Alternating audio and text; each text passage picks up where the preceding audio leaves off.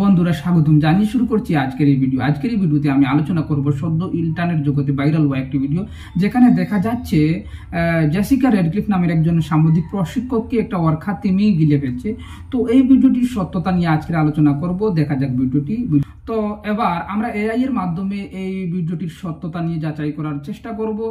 প্রথমেই আমি এআইকে জিজ্ঞেস করছি, সদ্য যে ভিডিওটি ভাইরাল হয়েছে, যে ভিডিও ক্লিপটি ভাইরাল হয়েছে, সেখানে দেখা যাচ্ছে একজন সামুদ্রিক প্রশিক্ষককে একটা অর্খা তিমি খেয়ে ফেলছে। তো কে এই জেসিকা রেডক্লিফ?